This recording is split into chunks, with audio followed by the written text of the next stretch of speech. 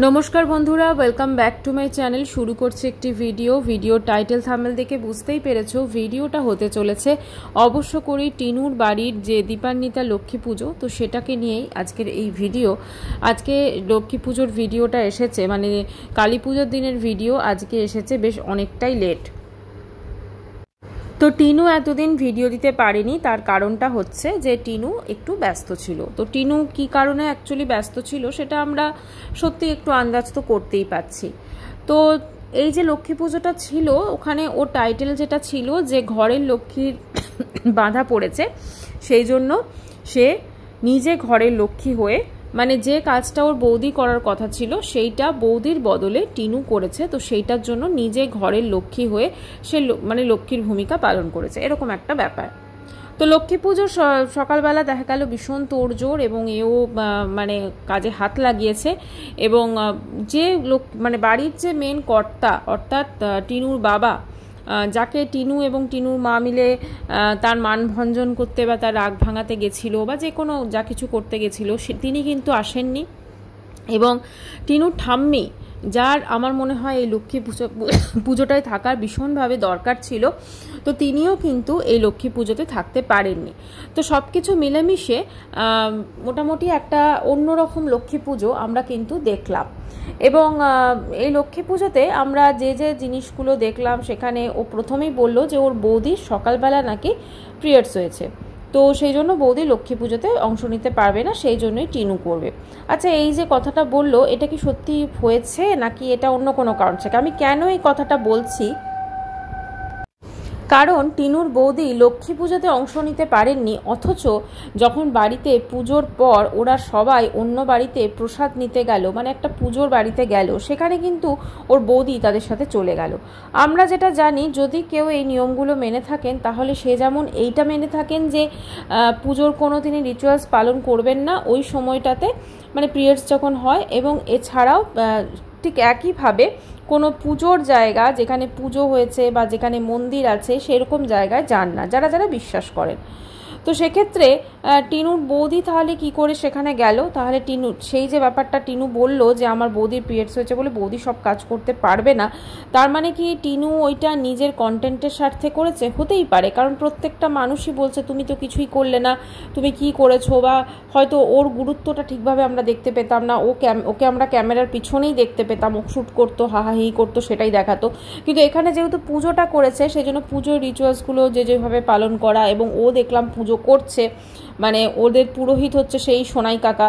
তো সেই সোনাই কাকা যখন পুজো করছে, তো সেখানে দেখলাম যে ওর বসেছে পুজোতে এবং পুজোর রিচুয়ালসগুলো পালন করছে। তো তাহলে একটা কথা তো অবশ্যই পরিষ্কার যে কোথাও না কোথাও কন্টেন্টের স্বার্থেও করেছে। যাই হোক, যে কোনো কারণেই হোক, অনেক দিন পর ওকে একটু অন্যভাবে দেখা গেল। কিন্তু সব কিছুর ওপরে একটা কথাই বলতে হয় যে আমার মনে হয় ও নিজেকে নিজে নিশ্চয়ই আয়নায় দেখে।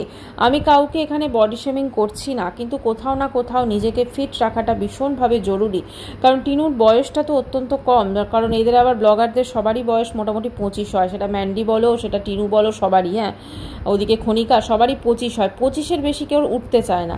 তো যাই হোক, যত বয়সী হোক না কেন, ওর বয়সটা তো কম। তো সেক্ষেত্রে এত কম বয়সে এতটা মোটাপা, হ্যাঁ একটা বেবি অবশ্যই হয়েছে, যে মানে বাচ্চাটার ওর কাছে কোনো এখন ভ্যালুই নেই, বাচ্চাটার কথা মনেও পড়ে কিনা সন্দেহ আছে।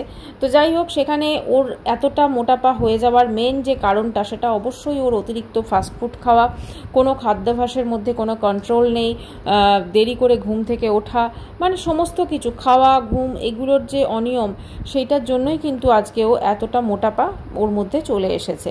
তো যাই হোক, হয়তো আমরা খুব সুন্দরভাবে শাড়ি পরে সেজেছিল, খুব সুন্দর সমস্ত কিছু করেছিল, কিন্তু মেন যে জিনিসটা, ওর মোটাপার জন্য ও এতটা ফ্যাট হয়ে গেছে ওর বডিতে, ওকে কিন্তু সত্যি খুব খারাপ লাগছিল। কারণ স্পেশালি ও যখন ওই একটা মন্দিরে গেল পুজোর পর, যেখানে কালীমাকে মালা পরাচ্ছিল, সেখানে যখন বাকিরাও তাকে মালা পরাচ্ছিলেন কালীমাকে, তো সেখানে কিন্তু দেখা গেল যেটা, যে ওকে ভীষণ মোটা লাগছে এবং লাগছে ভীষণ বয়স্ক লাগছে, ঠিক আছে। এবং আরেকটা জিনিস, ও কিন্তু বেশ কিছুদিন আগে যখন দিল্লিতে ছিল ওর বলছিল যে আমার চুল পেকে যাচ্ছে, আমার চুল কেন পেকে যাচ্ছে এত কম বয়সে। সত্যি তো এত কম বয়সে কিন্তু চুল পাকার কথা নয়, ঠিক আছে। আমার যেটা মনে হয় ওর কিন্তু অবশ্য করে একটা চেক আপ করানো উচিত এবং ডাক্তার দেখানো উচিত যে এত কম বয়সে এতটা মোটা হয়ে যাচ্ছে প্লাস চুল পেকে যাচ্ছে, ঠিক কী কারণ এক্স্যাক্টলি। কারণ এটা তো খুব একটা নর্মাল নয়। নর্মালি চুল এখন অনেকেরই তাড়াতাড়ি গ্রে হতে শুরু করে, কিন্তু তাহলেও সেটা 40 তখন থেকে শুরু হয়। তো যাই হোক, সেটা আমার মনে হয় ও সেটা অবশ্যই দেখবে। আচ্ছা, এবারে যে জিনিসটা বলতে আসছি সেটা হচ্ছে যে ও যে পুজোটা হলো সেখানে ওর মাকে কিন্তু আমরা খুব একটা স্বতঃস্ফূর্তভাবে দেখতে পেলাম না। এবং ওর মা দেখালো যে ওর বাবার যবে থেকে পুলিশে চাকরি পেয়েছেন তবে থেকে তিনি একটা স্পেশাল ডালা দেখলাম তৈরি করেছেন, এই যে জামা কাপড়ের সমস্ত কিছু। আমার মনে হয় ওটা বাইরের ওই যে ঠাকুর যেটা ছিল যেখানে ওদের পাড়াতে পুজো হয়েছে সেখানে দেবার জন্য, তো তিনি কিন্তু দিয়ে থাকেন। তাহলে সমস্ত কিছুর পরেও ওরা কিন্তু এটাই বোঝাতে চাইছে যে সব কিছু নর্মাল আছে, কিন্তু সব কিছু যে নর্মাল নেই সেটা কিন্তু পরিষ্কার হয়ে গেছে। আগের দিন যখন ওরা গেছিল ওর বাবার কাছে, সেখানে ওর বাবা কিন্তু কোনো মেসে ছিল না। ওর বাবা একটা ঘর ভাড়া নিয়ে কোথাও আছে বোঝাই যাচ্ছে, একটা ইন্ডাকশনে ছোট্ট কড়াইয়ে সে কিছু রান্না করছে। এবং কোথাও না কোথাও বোঝা গেল যে সে কিন্তু তার মাকে পাত্তাও দিচ্ছে না, যদিও তিনি মানে খাটের ওপর বসে পড়েছেন বা যে কোনো কারণে। তো সব কিছু মিলেমিশে একটা যে বাড়িতে অশান্তি চলছে সেটা অবশ্যই বোঝা গেছে। এবং টিনুর বাবাকে মানে বাড়িতে আনার জন্য, যেহেতু টিনু ব্লগিং করবে তো অবশ্য করেই সবাই কিন্তু জিজ্ঞেস করবে তোমার বাবা কোথায়, বা বাড়িতে এত বড় একটা পুজো হলো সেই পুজোতে ওর বাবা নেই, সেটা সবারই অবাক লাগবে। তো সেই জন্য সেইটার জন্য কিন্তু আরও বেশি করে টিনু কিন্তু চলে গেছিল তার মায়ের সাথে তার বাবাকে ওখান থেকে আনার জন্য, বা বাবাকে ওই পুজোর দিন আসতে বলার জন্য। কিন্তু বাবা কিন্তু পুজোর দিন আসেনি। কোথাও না কোথাও বাবা কিন্তু এখনও ফেসবুকেতে ওই একই দুঃখের সমস্ত দিয়ে যাচ্ছে, মানে তিনি খুব দুঃখে আছেন, কষ্টে আছেন, সমস্ত কিছু দিয়ে যাচ্ছেন। যাই হোক, কিছু তো একটা প্রবলেম হয়েছে এবং টিনুর ঠাম্মি যেটা মনে হচ্ছে ওই বাড়িতে থাকতে পাচ্ছেন না, সেই জন্য তিনি চলে গেছেন মেয়ের বাড়ি। এখন হয়তো মেয়ের বাড়ি থেকে তিনি দিল্লিও ফিরে গেছেন, কারণ এতদিন ছুটি এটা সত্যি অসম্ভব। তবে এবার যেটা মনে হয় টিনুরও বোধহয় ছুটি খতম হয়ে গেল, টিনু বোধহয় এবার ফখরুর সঙ্গে আবার দিল্লি পদার্পণ করবে নাকি এখানেই সংসার করবে সেটা অবশ্যই দেখার। এখন ব্যাপারটা হচ্ছে এই যে টিনু আজকে নিজেকে ঘরের লক্ষ্মী বলল। ঘরের লক্ষ্মী, দেখো মানুষ আর ঈশ্বরের মধ্যে অবশ্যই পার্থক্য আছে, কিন্তু নর্মালি আমরা মানে ঘরের যে বৌমাদের, ঠিক আছে, সেটা তাদেরকে আমরা ঘরের লক্ষ্মী বলি।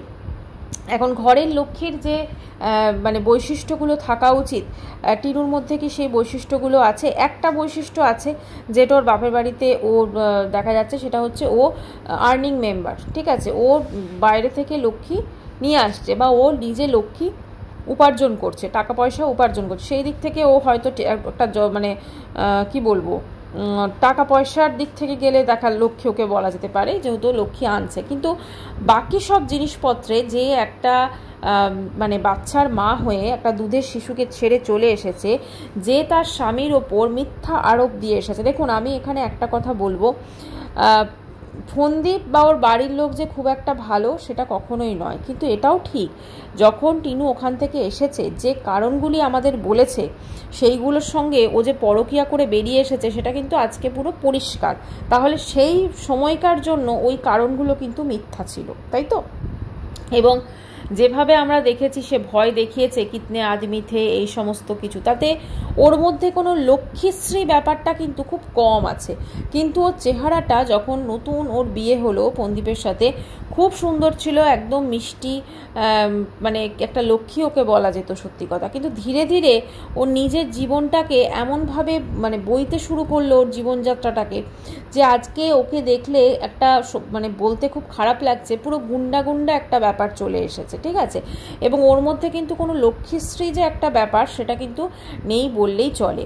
সব মিলেমিশে লক্ষ্মীর পুজোতে বসলেই কিন্তু সে লক্ষ্মীর ভূমিকা পালন করে না। হ্যাঁ, একটা লক্ষ্মী হওয়ার জন্য যে যে বৈশিষ্ট্যগুলো দরকার সেইটা কিন্তু ওর নেই, এবং যেহেতু নেই সেই জন্য আমার যেটা মনে হয় টিনুর থেকে অনেক বেটার লক্ষ্মী হচ্ছে ওর দাদার বউ, মানে ওর বৌদি। কারণ সে কিন্তু একটা মানে তার মধ্যে সেই বৈশিষ্ট্যগুলো আছে, আমরা দেখেছি। এখন ব্যাপারটা হচ্ছে পুজো তো হয়ে গেল, পুজোতে আমরা একটা সব অন্যরকম পুজো দেখলাম, কিন্তু সেখানে যে পুজো করতে এসেছিল সেই সোনাই কাকাও দেখলাম একটুখানি অন্যরকম গম্ভীরভাবে পুজো করছেন। তারপরে আমরা দেখলাম যে ওর মাও খুব গম্ভীর, মানে একটা গুরুগম্ভীর পরিস্থিতিতে একটা পুজো হয়েছে। এবারে প্রথমেই দেখালো যখন ব্লগটা শুরু হচ্ছে যে আমি সবাইকার জন্য খিচুড়ি রান্না করছি। তো খিচুড়িটা কিসের জন্য রান্না করছে, ভোগের জন্য কি, সেটা বোঝা গেল না। তারপরে পুজোর পর একদম বেরিয়ে গেল পাড়া বেড়ানো, ওটা তো না হলে ওর হয় না, এবং সেটা করে তখন প্রত্যেকের বাড়ি বাড়ি ঘুরে প্রসাদ নিয়ে ফিরলো, এবং প্রত্যেকের বাড়িতেই মোটামুটি যেটা খিচুড়ি ভোগ সেটা নিয়ে এসেছে, এবং সেই খিচুড়ি ভোগ সবাই মিলে খাওয়া হলো। এবং আরেকটা জিনিস দেখে আমি অবাক হয়ে গেলাম, ওরা প্রসাদটা এনে যেখানে ডাইনিং টেবিলে খাওয়া দাওয়া করা হয়, মানে আমি কেন বলছি এটা, প্রসাদটা এনে যেখানে ডাইনিং টেবিলে খাওয়া দাওয়া করা হয় সেখানে বসেই খেলো। আবার পরের দিন দেখলাম একটা শ্যুট করেছে, সেখানে সেই টেবিলেই মাছের ঝোল মানে রান্না হয়েছে, সেখানে খাচ্ছে। মানে আমি জানি না যে এদের মধ্যে সত্যিই কি কোনো রকম কালচার, কোনো রকম একটা সংস্কার সত্যিই কি কিছু নেই। আজকে আমি প্রসাদটা যদি আমরা দেখবেন নর্মালি এটা অনেকেই কিন্তু মানে আমরা প্রসাদ আনার পর কিন্তু আমরা সচরাচর ডাইনিং টেবিলে কিন্তু আমরা নামাই না, ঠিক আছে। তার কারণটা হচ্ছে ডাইনিং টেবিলে কিন্তু যদি ননভেজ খাওয়া হয়, যারা যারা ননভেজ খান, তো সেখানেও সেটাতে খাওয়া হয়। এবার যতই আমরা সেটাকে মুছি আর যতই যাই করি, নর্মালি কিন্তু ডাইনিং টেবিলে ম্যাক্সিমাম যারা আছেন মানে নামায় না, ঠিক আছে। একটুখানি হয়তো এমন একটা জায়গায় রাখে যেখানে হয়নি প্রসাদটা আনার পর, তো সেক্ষেত্রে ওরা কিন্তু সেখানেই বসে খেয়ে নিল, মানে ওদের কাছে প্রসাদটা হচ্ছে খাওয়ার একটা ব্যাপার, খাবার, তো সেইভাবেই কিন্তু সেখানে চললো। এবার পরের দিনের সেইটা তো গেল, এবারে পরের দিনও উঠেছে এমন টাইমে, মানে লাঞ্চ টাইমে পুরো উঠেছে, একদম বোঝাই যাচ্ছে 11:30 12টা বা 12:30 বা 1টায় হয়তো উঠেছে। এবার লাঞ্চ টাইমে উঠে সে বলছে আজকে আমি অনেক দেরি করে উঠেছি, কালকে তো খুব ক্লান্ত ছিল, এবং উঠেই দেখাচ্ছে পাবদা মাছ না কিসের ঝোল হয়েছে, সেটা মাকে জিজ্ঞেস করছে, তারপরে খাওয়া দাওয়া করবে। মানে ও জীবনযাত্রাটা এমন একটা খাতে, মানে লক্ষ্মীও একদিনের জন্যই হয়েছিল, ওই যে লক্ষ্মীটা হয়েছিল সেটাও একদিনের জন্যই হয়েছিল। যার মধ্যে লক্ষ্মীশ্রী একটা ব্যাপার থাকবে, সে এত বেলায় কোনোদিনও ঘুম থেকে উঠবে না, এবং যে ওই একটা দিনের জন্য লক্ষ্মীর ভূমিকা পালন করেছে তার মানে সে লক্ষ্মী হয়ে গেছে, এরকম কিন্তু কোনো ব্যাপার নেই। আর বাকি দিনগুলো, ঠিক আছে, বাকি দিনগুলো সে কি করছে সেটা কিন্তু অবশ্যই দেখতে হবে। বাকি দিনগুলোতে সে তার মধ্যে আমরা কোনো লক্ষ্মীশ্রী ব্যাপার দেখতে পাচ্ছি না, শুধুমাত্র টাকা পয়সা উপার্জন করলেই কিন্তু সেটা লক্ষ্মী হয় না। আচ্ছা, ওর কমেন্ট সেকশনে একটা মোস্ট ইম্পর্টেন্ট কমেন্ট এসছে, যেটা আপনারাও হয়তো অনেকে দেখেছেন, যে ভাগ্যে ওর আগের স্বামীর কাছ থেকে, মানে ফোনদীপের কাছ থেকে, আর এখনও স্বামী ফোনদীপই, তো ফোনদীপের কাছ থেকে ও এই যে ব্লগিং করাটা শিখেছে, এবং ওকে ব্লগিং করছে বলেই ও খেতে পাচ্ছে, এরকম একটা ব্যাপার দিয়েছে। আমি এটা বলবো ফোনদীপের কাছ থেকে অ্যাকচুয়ালি নয়, কারণ ফোনদীপও বিয়ের পরই ব্লগিং করা শুরু করেছে। এটাও সৌমালির কাছ থেকে আমরা এর ক্রেডিটটা পুরোপুরি সৌমালিকে দিতে পারি। হ্যাঁ, অবশ্যই ফোনদীপের সঙ্গে বিয়ে হয়েছিল বলেই সৌমালির সঙ্গে ওদের একটা মানে আত্মীয়তা ছিল বা এরকম বলতেই পারি, তো সেই থেকে কিন্তু ব্লগিং করা শিখেছে, এবং ওকে কিন্তু মানুষজন সেই দেখেই সাবস্ক্রাইব করেছিল।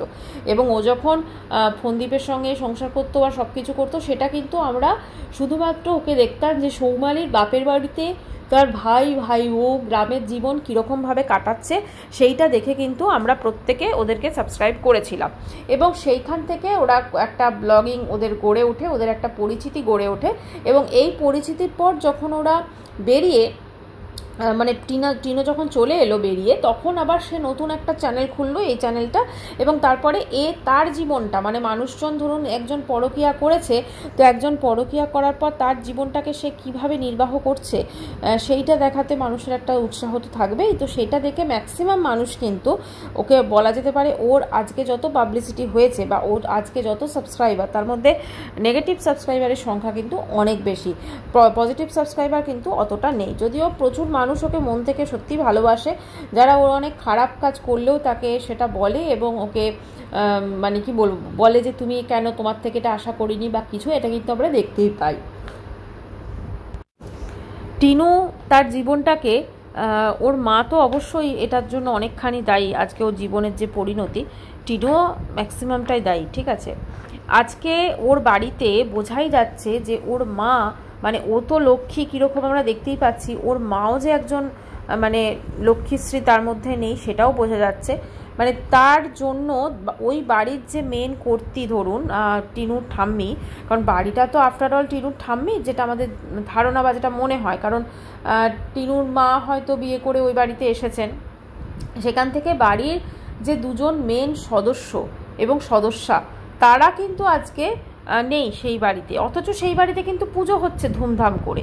মানে এটা খুব অদ্ভুত একটা ব্যাপার, যে বাড়িতে ধরুন নেই, মানে নর্মালি কি হয়, এরকম যদি কারুর একটা ব্যাপার হয় সেক্ষেত্রে কিন্তু পুজোটাই নমনম করে দেয়, কিন্তু এক্ষেত্রে বাড়িতে নেই তারা, বা তারা হয়তো রুষ্ট, বা তারা হয়তো আসতে পারছে না, কিন্তু তা সত্ত্বেও কিন্তু পুজোটা এরা ভীষণ ধুমধাম করেছে। এবং আমার যেটা ধারণা, ওই যে আলপনা দেওয়া বা এই সব কিছু, এটা কিছুটা অবশ্যই কন্টেন্টের স্বার্থে, কারণ টিনুর কাছে কিন্তু এখানে আসার পর কন্টেন্ট সেভাবে নেই।